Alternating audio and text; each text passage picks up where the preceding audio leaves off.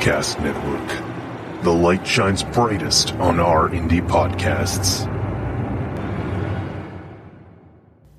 If you like weird and strange history, then I have the podcast for you.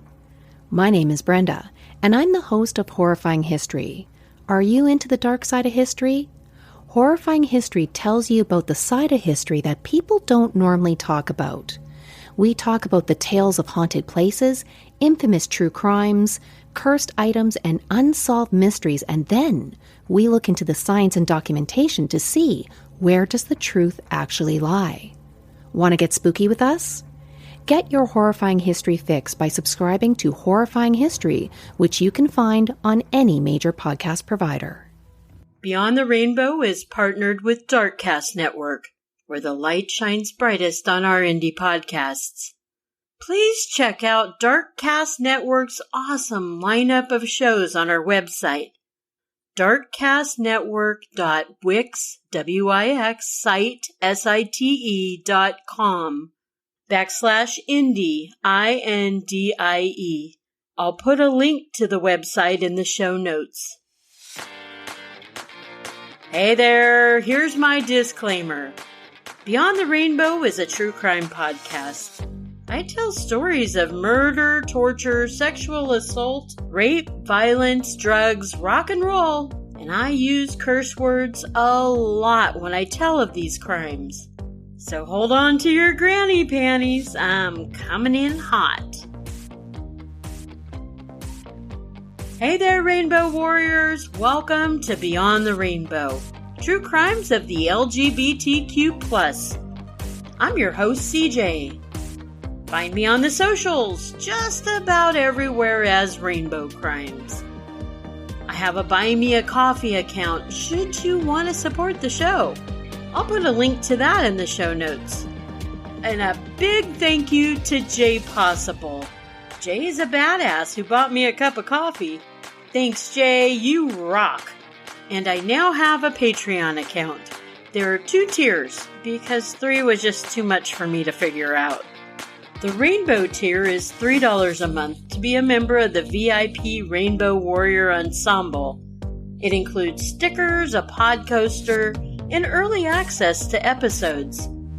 The Unicorn tier is $5 a month, and it will include everything in the Rainbow tier: ad-free early release episodes, an extra bonus episode once a month, and I will name a unicorn at my Seabreeze Studio stables just for you. I'll put a link to my Patreon account in the show notes if you would like to support the show. I swear to you, Rainbow Warriors, every time I look at this story, it just gets to me. The teenage killer in the crime used the gay panic defense to try and get out of consequences. Yet the teenager's whole defense is based on what he claims was the victim's sexual identity. This will probably sound more like a what the fuck story to you. It sure does me. In 2003, 17-year-old Gary Hurt had just about everything his little heart would desire. Gary was a golden child.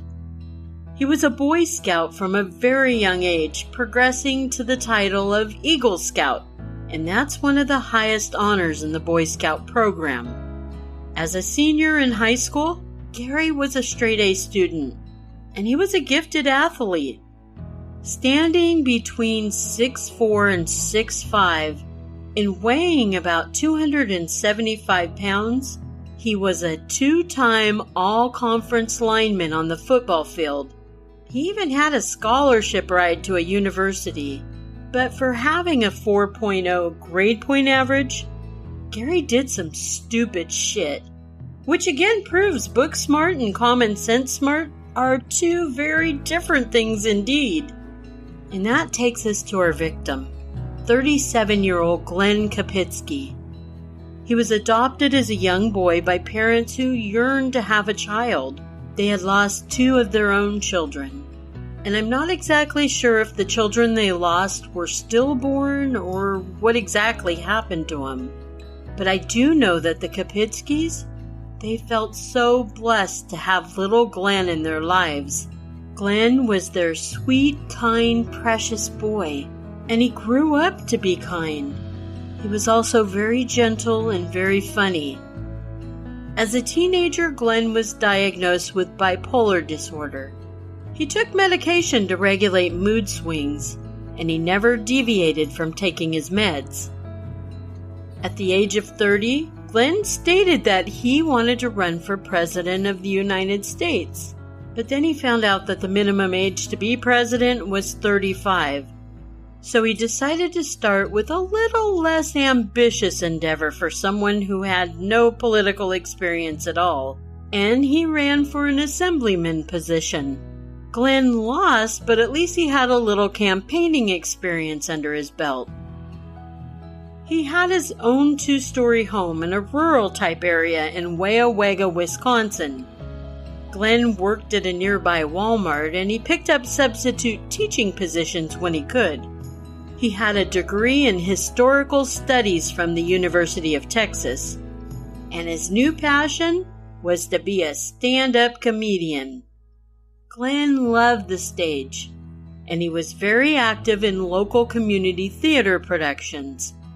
But because of his grandiose ideas and big dreams, many people thought that Glenn was on the eccentric side. Glenn, who was still very close to his parents, would speak to his mother every other day by phone. She had just seen him on July 24th for his 37th birthday. But the last couple of days in July, she hadn't talked to him on the phone. And by the beginning of August 2003, Glenn's mom had not heard from him at all. So on August 3rd, she decided to drive to his home. She wanted to see if she could find any sign of where he might be. Glenn's mom pulled up to his house, and she immediately noticed that his dog was in the yard. The dog seemed very distressed. Glenn's back door was locked, and that wasn't like Glenn. He always left it open. So she got out her key, she opened the door, and she was hit with a pungent smell no mother should ever have to encounter of their own child. Daring to venture inside, she found Glenn's decomposing body laying naked on his bedroom floor. The medical examiner thought Glenn's body may have been decomposing in his home for about 4 days, but they did mark his death as the day he was found. Glenn had a gunshot wound in the back of his head and multiple stab wounds. His body was so far decomposed, they had a hard time determining just how many times Glenn had been stabbed. Their best guess was he was stabbed twice in the back and once in the heart. One of the stab wounds was so deep into Glenn's spine, it appeared that the knife had stuck there, causing the killer to have to use a lot of strength to pull it out. Months passed, and there were no leads in the murder of Glenn Kopitske. Also in August, after Glenn's murder, was the Waupaca County Fair. Gary Hurd attended with his friends. He had his eye on a girl named Olivia, and she won the Fairest of the Fair contest that year. After the two had met at the fair, they quickly started to date. The couple had been boyfriend and girlfriend for about 5 months in January of 2004. At the time, Gary thought it was a good idea to confide in his girlfriend Olivia. He told her that he had killed a man the end of July the year prior. Olivia believed every word Gary told her, and she had her parents take her to the police station. Because unlike Gary, Olivia had a conscience and morals. She knew and practiced right from wrong. She was raised properly. The police were skeptical when Olivia told them about Gary's admission. She told them Gary drove his father's Dodge Dynasty to the murder. She told them the details of the murder that were not public knowledge. The police thought Gary was one of their small-town football heroes. He couldn't possibly have been the killer of Glenn Kopitske, but they didn't have any other leads. There was really no evidence left at the crime scene either. It was very clean. The only witness was a neighbor who reported a Dodge Dynasty car. The car had been driving up and down their street at night, shining a searchlight. This all happened right before Glenn's murder. Apparently this thing with the cars driving up and down shining searchlights, it's some damn game called Shining for Deer. The goal is to shine a bright light in a deer's face and paralyze it. Then they shoot it. It seems kind of shitty to me and not much sport to it. But having the Dodge Dynasty report from the neighbor and Gary's girlfriend confirming that Gary drove around his dad's Dodge Dynasty, it was a start. But the biggest thing that the police had going for them was Gary's big-ass mouth. He was a braggart, and brag he did. Not just to his girlfriend either. Gary had a friend named Eric. This was the guy he went deer shining with. And he asked Eric if he had heard about what happened to that guy Glenn Kopitske. When Eric acknowledged that he had, Gary said, "I did it." Eric didn't believe him. So Gary pulled out his 8-inch hunting knife and he showed Eric. Next, he showed Eric keys that belonged to Glenn. Gary had taken Glenn's keys as a trophy. Later that month of January 2004, police asked Olivia, Gary's girlfriend, if she would get into a phone conversation with Gary and try to get him to admit he murdered Glenn. She agreed to do this. During that call, Gary told Olivia he killed Glenn just to see if he could get away with it. As soon as Gary was arrested, he confessed to a very different motive. He told the police that one of those last nights in July, he had his dad's car and he was under a bridge, sitting out on top of the car. He'd been drinking quite a lot. He also said that when he was drinking, he would get gay tendencies. Gary said Glenn was driving by and saw him, stopped and started to chat with him about football. Pretty soon, Glenn got flirty with the conversation and asked Gary if he wanted to come over to his house. Gary said sure and followed Glenn home. When they were inside Glenn's house, he and Glenn performed oral sex on each other. Then Gary left. He went back to under the bridge and he started sobering up. And he was thinking about things. The sexual things that him and Glenn had done to each other. That's when Gary decided that Glenn was nothing more than a gay perv, and a blind rage overtook him. He drove back to Glenn's house, and he violently killed him. Police got a warrant and they searched Gary's home. In Gary's bedroom, they found Glenn's keys to his car and his house. They also found Glenn's blood in the sheath that Gary kept his 8-inch hunting knife in. Along with that, they found 2 deer hunting rifles with buckshot. At his bail hearing, the judge purposely set Gary's bail very high because there were rumors flying around that Gary was talking to Olivia and he was trying to convince her they should kill themselves together. Thankfully, as we learned, book smart isn't always as wonderful as common sense smart. Gary was very book smart, which is why he thought he was smarter than everyone, and why he thought he could get away with killing Glenn. Olivia, she had the common sense smarts. But in order to help protect Olivia, the judge deliberately set Gary's bail extra high. Gary's parents reached out and they obtained Jeffrey Dahmer's attorney for Gary. In hindsight, that attorney didn't do so well for Dahmer, did he? At trial, Gary's attorney put in a guilty by reasons of insanity plea for Gary. Having a same-sex encounter made Gary temporarily crazy, but he was fine now. The prosecution didn't buy the bullshit story Gary and his attorney were pushing.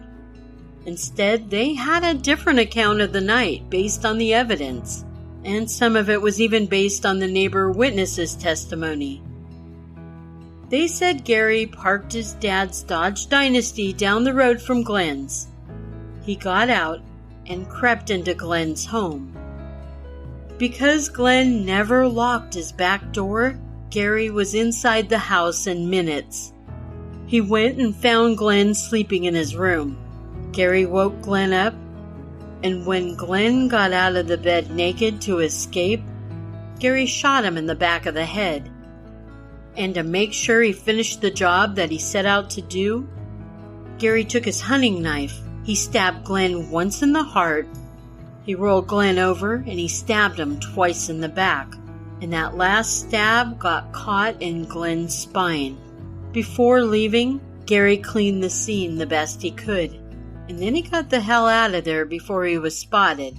Based on testimonies of the two people that Gary blabbed his mouth to, and based on Gary's own admission caught on tape thanks to Olivia, the prosecutor's narrative seemed to fit the events of the night Glenn Kopitske died much better than Gary's.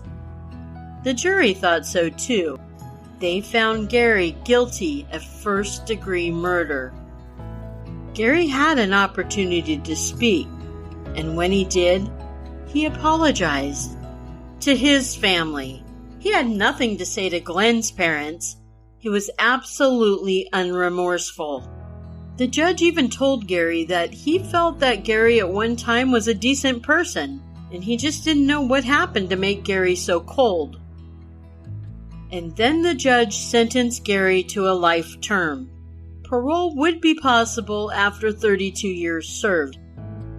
1 year later, ABC interviewed Gary in prison. And Gary was still sticking to his story.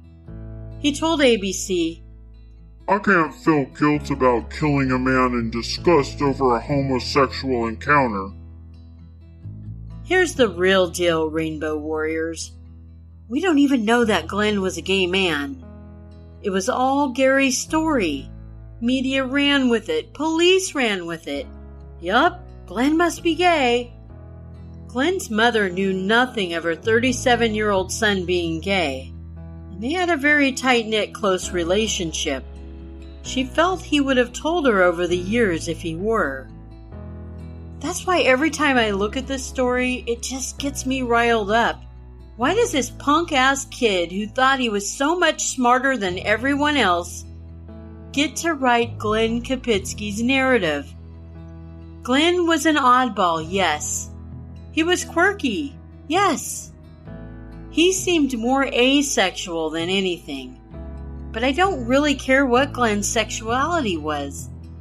This jackass kid, who feels nothing for the crime he committed, has been allowed to set Glenn's sexual identity after he killed the poor man. Rest in power, Glenn. Hey, Warriors. I'd like to take a quick minute to tell you about something I've been drinking that has been life-changing for me. I'm sure I've complained to you before how long it takes me to edit an episode. Usually I'm at it for a whole day, and I've even taken up to 3 days to edit an episode. I just get so sleepy when I edit. Many times I think, if I'm putting myself to sleep, my poor listeners. But honestly, I have to hear myself over and over again and try to take out the weird mouth noises, the airplanes flying over, the loud cars driving by, and cut out too many long pauses, put in pauses when I sound like I'm racing through a thought. You know, the editing stuff. Magic Mind is an incredible little drink. It doesn't give me the jitters or make my heart feel like it's pounding out of my chest like energy drinks that give you wings or drinking too much coffee. Magic Mind truly is magical. If I take it right before I edit, I can focus and pop out an episode in just a couple hours, and that gives me the rest of the day for other adventures. I was a little worried I'd feel horrible after because I have high blood pressure. But the ingredients are all natural, and it leaves me feeling refreshed.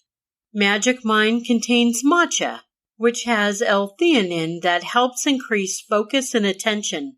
Caffeine doesn't actually give you energy.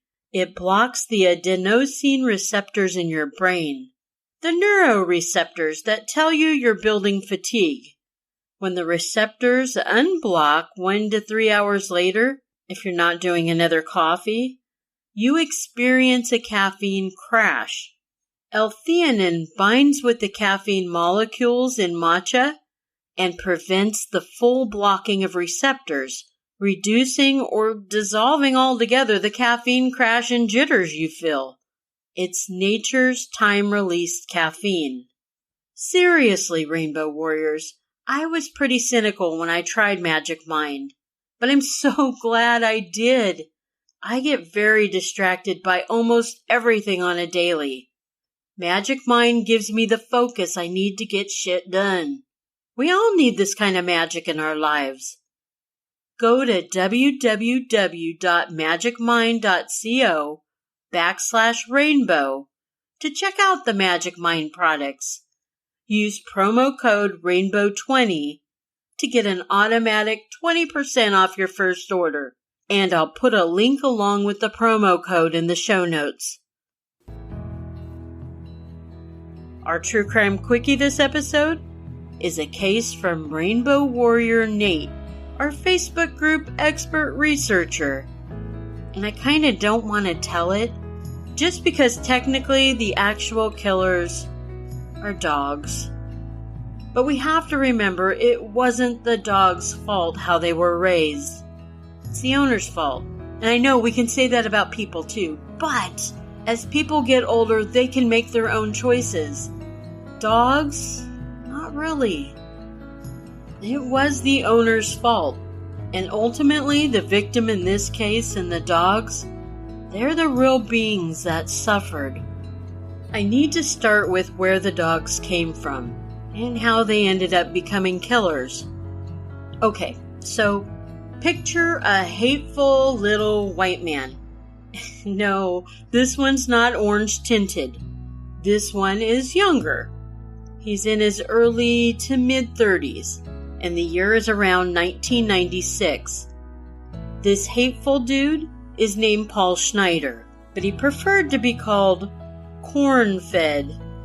So, out of much disrespect, I'll refer to his ass as Paul. Paul was always in and out of trouble, in and out of prison. In prison, he was considered a top leader in the Aryan Brotherhood gang. In 1995, he was convicted of robbery and accessory to murdering a security guard in a botched robbery attempt.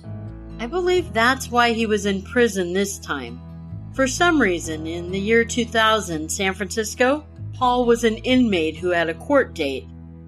What everyone in the court didn't know was Paul had a little surprise he was about to bring in the courtroom with him. He managed to fashion a shiv out of a prison kitchen soup ladle, and he snuck it into the court with him by shoving the shiv up his ass. That sounds very dangerous and very painful to me. In court, he pushed that shiv out. He secured the feces-covered object into his handcuffed hand, and he lunged at a defense attorney, stabbing the lawyer a couple of times.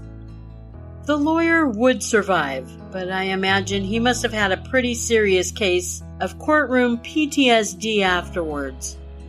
Paul told the judge he'd take a plea deal and save the court's time if they'd give him 2 pepperoni pizzas and a 2-liter bottle of Pepsi.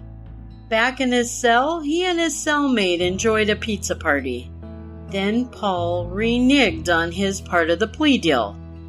During the time all of this was going on, Paul met 2 San Francisco attorneys. They were a husband and wife team. Their names were Robert Noel and Marjorie Knoller. The 3 formed a close relationship. I'm not sure if they bonded over white supremacy, but certain things in this case kind of make me believe they did. Paul was 38 years old now, and Robert and Marjorie cared very much about him. Marjorie described Paul as handsome, articulate, intelligent, and charming. Robert concurred with saying, "He's a man of character. If you treat him with respect, he will treat you with respect." Were they really talking about corn-fed? Marjorie and Robert went one step further to show how much Paul meant to them. They adopted this middle-aged man. Paul was going away on a life sentence conviction, but he had two very large dogs. Their breed was Presa Canario, and this breed is massive in size. The Spaniards created this breed of dog to keep bulls in line. These dogs would bite the lip or the nose of a bull and pull it down to the ground by its face to commandeer it. So you can see these dogs have the ability to be pretty ferocious. Robert and Marjorie told Paul they would take care of his beloved dogs, Bane and Hera. Bane was the alpha male, and Hera was a female. These massive dogs would live with the attorneys in their very small San Francisco Pacific Heights apartment. For anyone who's never been to San Francisco, it's crowded. I'm just going to say that right now. It's very crowded. People seem to live right on top of each other. It's fun to visit, but I sure as hell wouldn't want to live there. And then to keep these big dogs trapped in a little apartment, to me that's just really inhumane. 33-year-old Diane Whipple and her partner Sharon Smith, they lived in the apartment next to Marjorie and Robert. Diane was a lacrosse coach at St. Mary's College in Moraga, California. In the late afternoon of January 26, 2001, Diane had just come home. She walked down the hallway to her apartment. Her hands were full with groceries that she had picked up after work. As she struggled to open her apartment door, her neighbor Marjorie's door opened, and Marjorie entered the hallway with Bane and Hera leading her. Bane immediately set his sights on Diane, and he attacked the woman as she dropped her groceries and frantically was trying to get her apartment door opened.